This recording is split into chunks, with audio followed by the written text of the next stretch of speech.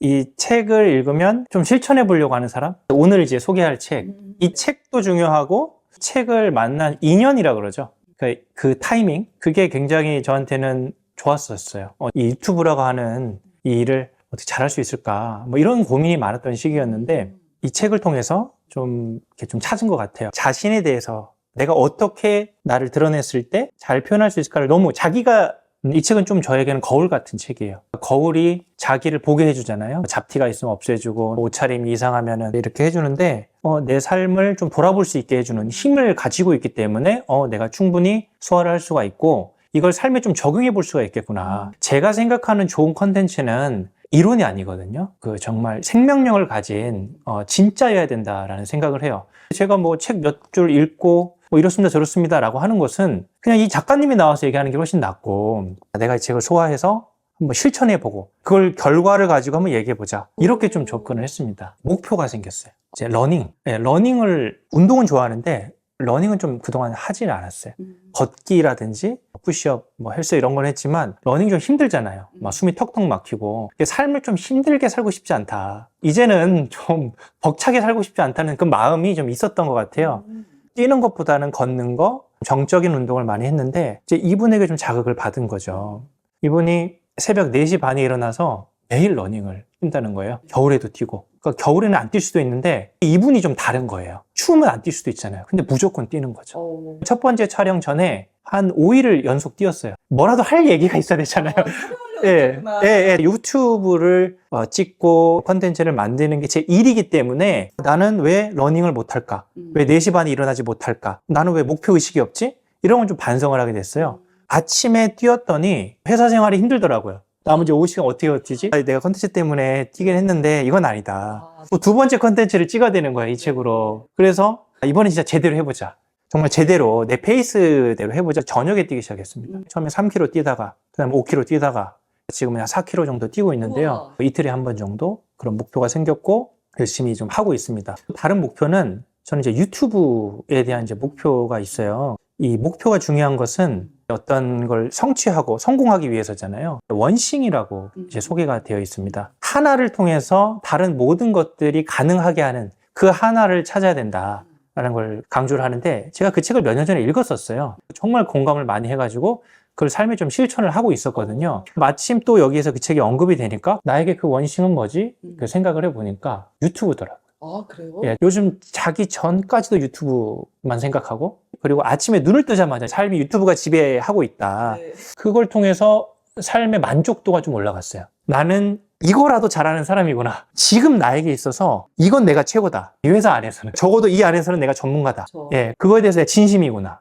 이것에 대해서 좀 스스로가 잘하고 있네 라는 어떤 자존감 이런 게 좀 상승한 것 같습니다. 그러니까 이게 두 가지죠. 이 책 안에는 30권의 책이 소개되어 있고요. 그것을 이 리치 파커 작가님의 삶에서 경험한 그런 내용들이 또 두 가지가 있는 거예요. 이 책에 나와 있는 30권의 책은 내가 다 읽어서 소화를 해야 되겠다라는 생각을 했습니다. 부자들의 서재잖아요. 네. 우리 나온님도 부자가 되고 싶으신 거예요? 아니면? 네, 저도 부자가 되고 싶습니다. 근데 그 목표를 가진 게 한 2년 정도 전부터예요. 그 전에는 많이 좀 부정적이었어요. 그냥 뭐 나 살 정도만 벌면 되지. 그래서 늘 좀 급급했달까요? 좀 우리가 소위 쪼들린다라는 표현을 쓰는데 그때 필요한 돈 정도의 양을 갖고 사는데 아이들도 커가고 지금의 수준으로는 안 되겠다. 그리고 내가 부에 대해서 갖고 있던 인식을 좀 바꿀 필요가 있다. 라는 생각을 했고 이제 2년 전에 목표 설정을 이제 다시 합니다. 3개년 그 목표도 세우고 7년 뒤에 더 큰 목표도 세우면서 이렇게 부자에 대한 목표를 구체적으로 세워본 지가 얼마 안 됐어요.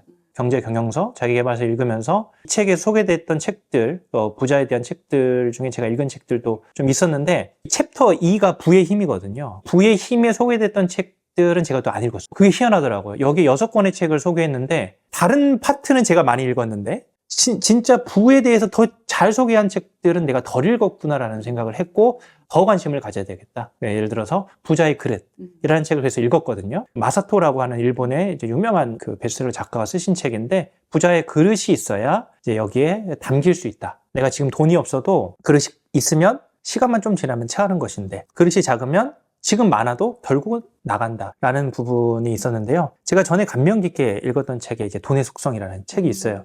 돈은 인격체다라는 거거든요.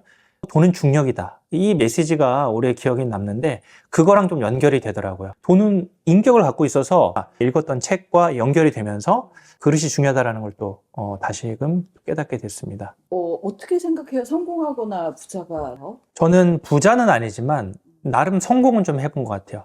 여기서 성공은 굉장히 주관적인데요. 내가 목표로 했던 것을 설정하고 그걸 이룬 경험, 성공 경험이라고 할 수 있는 건데 저희가 성공 공식으로 있는 것이죠. 소개하는 이제 책 중에 생각하라 그리고 부자가 되어라 라고 하는 책이 있고 성공의 법칙, 제가 전에 읽었던 책들이었어요. 핵심 메시지는 뭐냐면 부자의 마인드, 부자의 생각과 부자의 마인드, 그러니까 성공의 생각과 성공의 마인드를 갖고 있어야 그게 결과로 일어난다라고 하는 심플한 그런 내용인데요. 부자에 대해서는 지금 배우는 단계지만 부에 대해서는 내가 목표를 성취하는 거에 대해서는 나는 성취할 수 있는 사람이야 라고 하는 그런 자아 이미지가 있어요.